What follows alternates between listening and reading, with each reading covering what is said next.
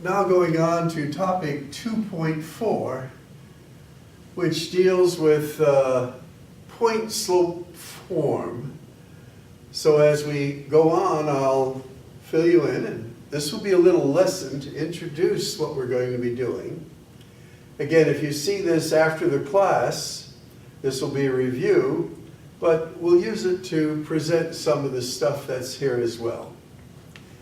Now you'll notice in this particular side here, I have what we've had all along, except we've now added equation number 4. This was missing from our previous lesson. I told you we would introduce it in this lesson. And this particular equation, which I have written here, is called the point slope form of the linear equation in two variables. Now there's a y sub 1 and an x sub 1 that make up an ordered pair. And then there's the m that makes up the slope.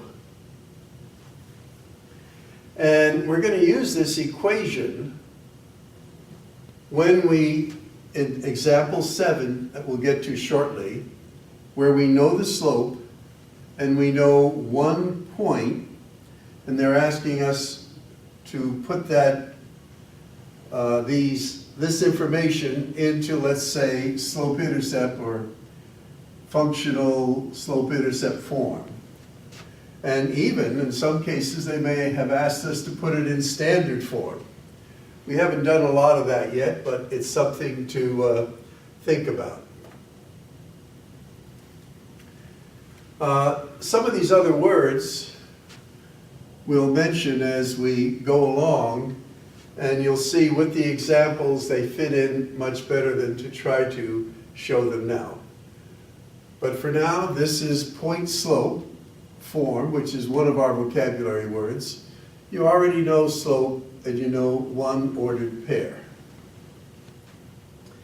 So the first example we're going to do is, if we know the slope, and if we know one ordered pair, but this is not the y-intercept. Remember, the y-intercept is in this form, 0, comma b. So this is not the y-intercept.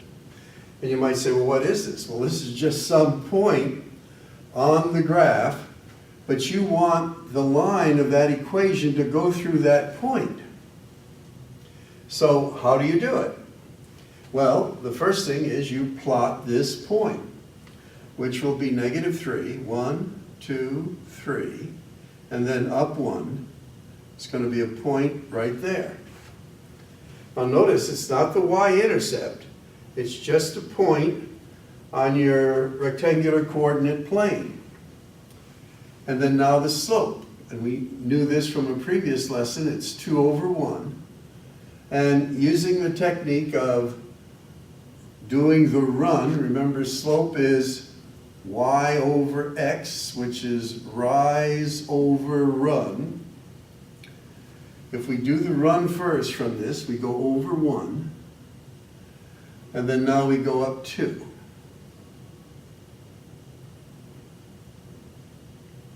And to make this a little more professional, I even brought a ruler today. Let's make a nice line here. Because theoretically, if we draw our graph accurately, we will find out what the y-intercept is, and by finding that y-intercept, we can then write an equation in slope-intercept form. But for right now, all they wanted you to do was to graph using this slope and this point, and that's what we've done.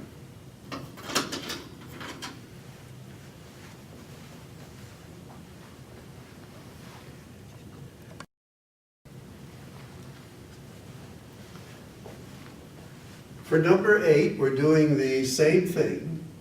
They're giving us the slope, and they're giving us a point other than the y-intercept.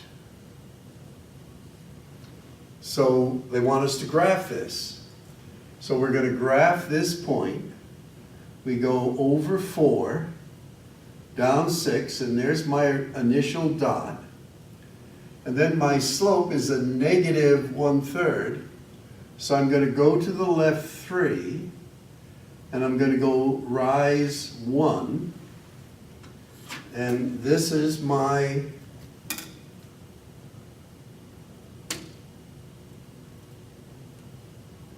graph.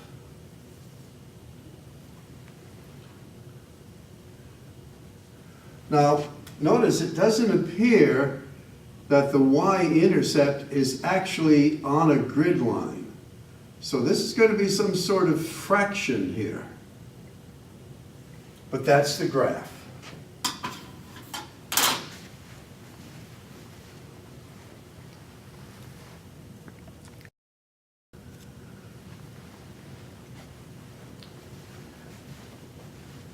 For 9 through 12, what they're asking us to do is from these equations that are, the first 3 are in point-slope form, and then the last one is in slope-intercept form, is to find the slope of each of these equations and to find one ordered pair that's along them.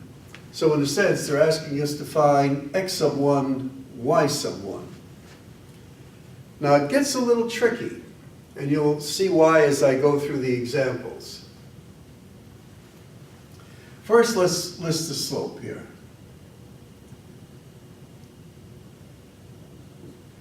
Well, the slope is going to be right in this position, so this is 1/5. Here the slope will be -3. Here the slope is 6. And here the slope is a -2/3. So that was easy to pick out. Now what we need to do is to pick out this x sub 1, y sub 1. But the key is, remember, there's a negative sign in front of the y sub 1, and there's a negative sign in front of the x sub 1. So whatever sign is there, we have to use the opposite. Okay? So for this one, the negative is there, so the opposite of a negative would be a positive. So this is a 7. And the negative is there, so this is just a 2. So that one was sort of easy.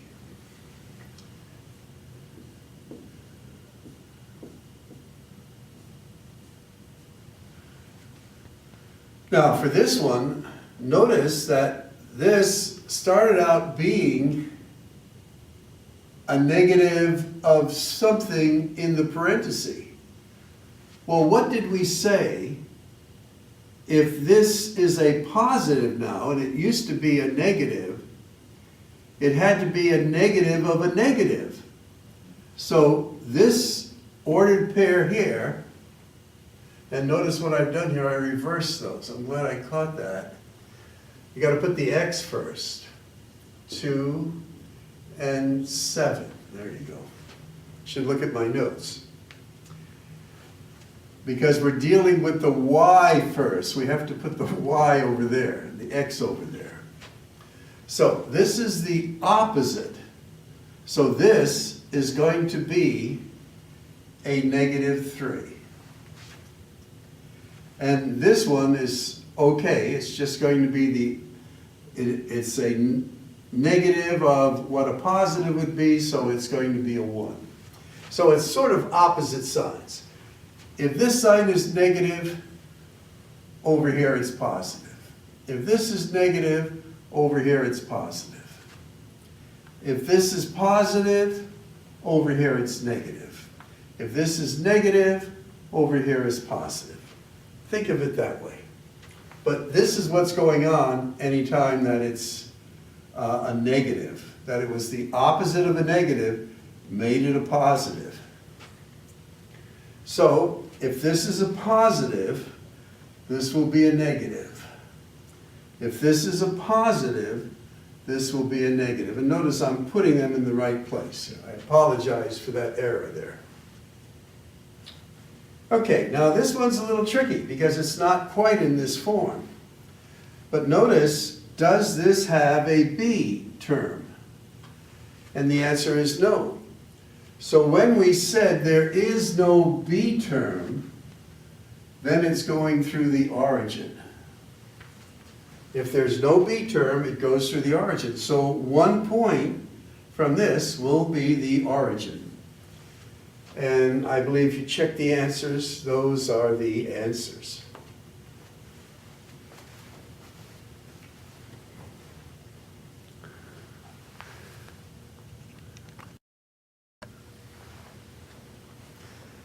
All right, number 13 now, we're finally getting into the meat and potatoes of using this particular formula. And here they've asked us to find the formula of this in function notation, which is slope-intercept form. Now, in order to do it, we need to substitute this information into the point-slope form. So it will be y minus our y sub 1, which is a 1, equals m, which is 2, times x. Now it's minus a minus, so this becomes a 1, a positive 1. So we had undone this in the previous exercises. So again, this would be a negative 1. So that's a positive 1, opposite sign. This is a positive 1, so opposite sign, negative. So now we just clear the parentheses. Y minus 1 equals 2x plus 2. We then transpose that, and we get y equals 2x plus 3. So there's our equation, and they want us to write it in function notation. So function of x is such that 2x plus 3. Then they want us to graph that. Well, we could graph it this way, or we could have used this technique where we plot that 1 point, which is right there, and then our slope is 2 over 1. I went over 1, up 2, and actually that now is my y-intercept there. So there is the equation of that either initially or after I found slope-intercept. Now we don't know the y-intercept, and that's another story. We did some of that before. X-intercept, I should say. We don't know the x-intercept.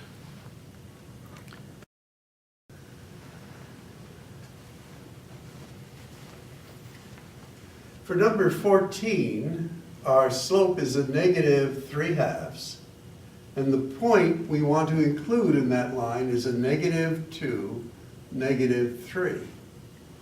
Now, if we wanted to graph that, we would go negative 2, negative 3, put a dot there, and then our slope is a negative 3/2, so we would go over 2, and then up 3. And then that would be our line.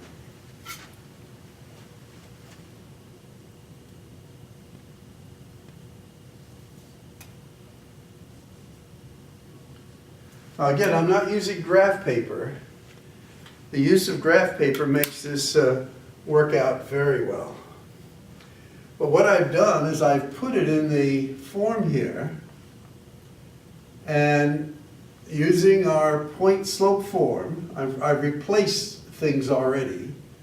So this term is the opposite of a negative 3, which is a positive 3. There's my slope. And then x, and then the opposite of a negative 2 is a positive 2. So then I just multiplied to get rid of my parentheses. and I get a negative 3/2 x. Now notice the 2's cancel out, and I'm left with a 1 here. So that gives me a negative 3 times 1 is a negative 3. Then I just transpose that. That becomes a negative 3 on that side. So there is my answer. Remember, they wanted this in function notation. And you just replace the y with your function notation. Now over here, as I do that, there is your y-intercept of negative 6. And again, that I'm not using graph paper, you know, that's a little bit of a problem, but for a sketch, that's pretty good.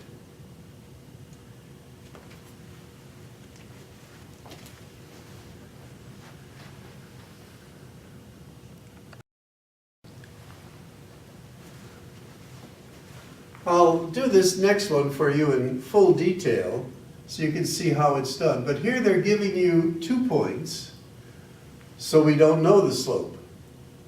But with 2 points, we can go to formula 3 and figure out our slope. So that's what I'm going to do first.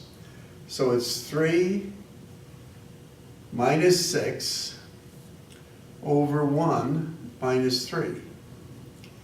So this is going to give us a negative 3 over a negative 2. So my slope is a positive 3/2. Now, once I have the 3/2, I can then choose either of these points. And actually working with smaller numbers may be better for you. So I'm now going to use this formula. Y minus 3 equals my slope, which is 3/2 times x minus 1. And now I clear parentheses. Y minus 3 equals 3/2 x minus 3/2.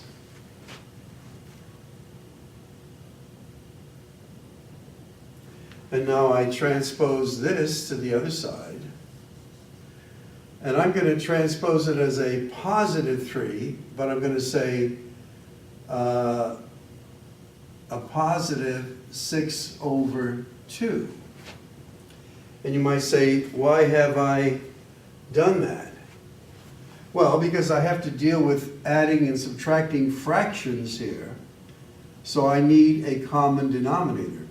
So over here it became a positive 3, and that is equal to 6 over 2. That's where I got it from. And now I just do my subtraction, and I get y equals 3/2 x plus 3/2. And notice they wanted that in function, so we changed that to this, and there we are. Keep in mind you can always rewind the tape. You want to try this on your own. You want to be sure you end up with something like that.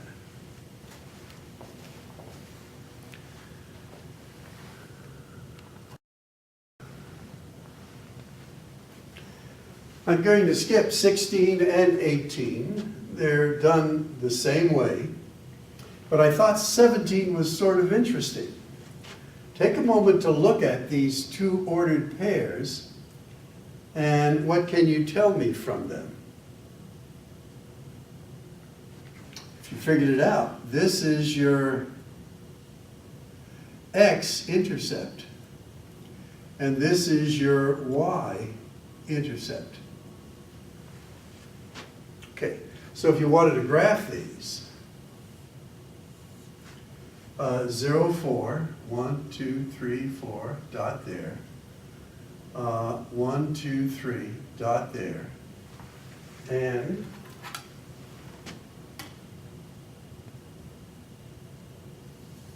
there's your graph. Now, what we need to do is figure out the slope. And interestingly, this is one that I had used in one of my previous lessons. But let's do it the way they want us to do it. They want us to first find the slope of this. Well, it's going to be 4 minus 0, 4 minus 0. Again, we're using formula 3. And then 0 minus a minus 3 is a positive 3.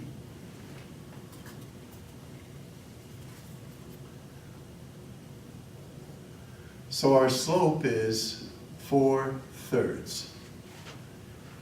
Now, you might say, should I take this now and put it into this form up here? You could, but notice, they are telling you what the y-intercept is right here. So all we have to do now is go y equals 4/3 x plus 4. And there's our plus 4. And notice what they wanted, if you did it my way, you're going to go up 3 and up 4, but you could also go down and then over, either way. But get one way that works. And there's your formula. But again, they want this in function notation.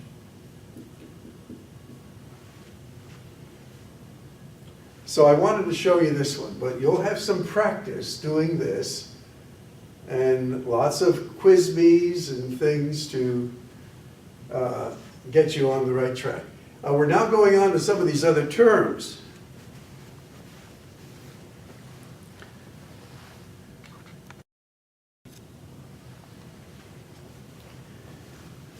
Okay, this is example 19, and I'll read it to you. It says, the following table that they're showing you here lists the total amount spent on nursing home care in the U.S. for several years.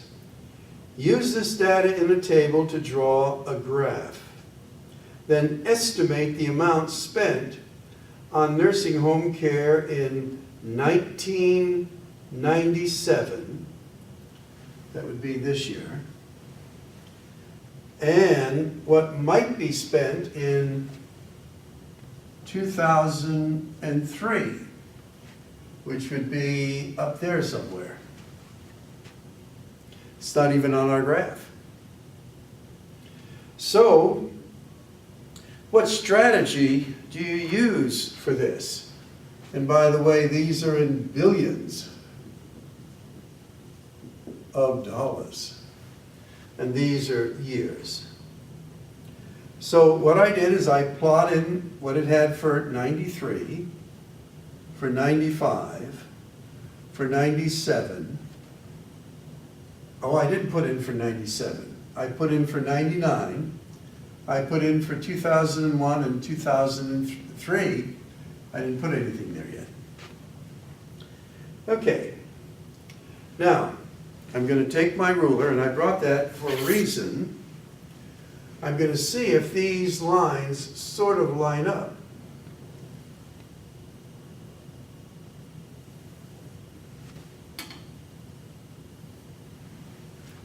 Again, I haven't made a very good graph, but they sort of line up. They're sort of in a line.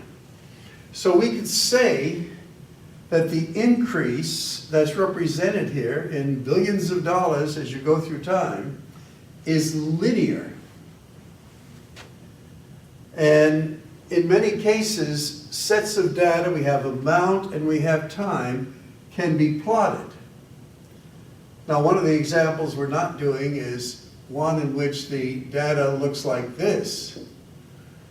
And would you call that data linear? No. So that's all I wanted to ask you on that question. But this data sort of looks linear.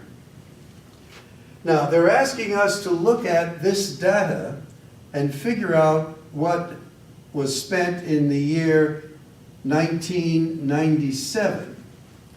So if we go up there, 1997, and again, my graph, if I had a proper graph, that would help me much better.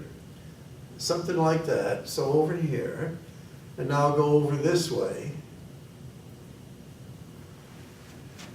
I could guesstimate that the amount spent was about $86 billion in 1997. Now, doing that, what I've just done from this graph, is called interpolation. Interpolation. We're looking at known data, and even though it's not listed specifically in our graph, 1997, they didn't give us data. If it's sort of linear, we can get a good estimate out of that by using this technique, interpolation. Now, notice our data only goes up to 2001. And they're asking us to figure out what went on and what might go on in 2003. Well, since our data only goes up to here, and we're assuming, and again, the one in the book, it's closer, it's like that. Again, my graph is not that good. But what we do is we take the trend of our graph, and if it's a little bit off, we try to shoot for a line that's sort of between everything, and we make like a little dotted line out there. Now this dotted line is called extrapolation. Extra. It's beyond what our data already shows. So we say we extrapolate, and you may have heard of that word before. To extrapolate means to extend beyond your known data. So for 2003, it would be something out there, and then you would go to your graph, and depending how accurate was your graph, you could pick out a number. Now the book does give us answers. Here they're saying this one is supposed to be 82 billion, and this one is like 108 billion. But again, they give you a graph to work with. Here I'm just sketching it to show you the concepts. Okay? And the last term, by the way, I should have mentioned it earlier. When we put our data into, let's say, formula 4, which is the point slope form, that's called linear regression. We're putting in a slope and a known point. That's linear regression. And let's see if we're going to do something else here.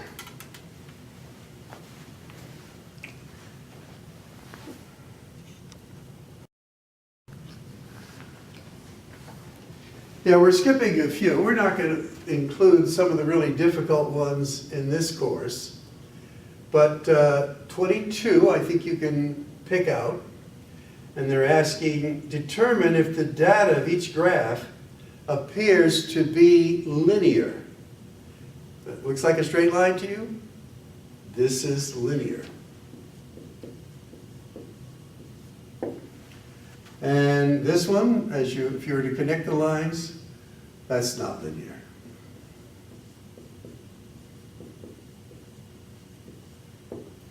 Now remember, with linear graphs, the kind that we've been working on, you can interpolate by going and picking what's between these, and extrapolate by continuing the line beyond the knowledge or data given in the graph.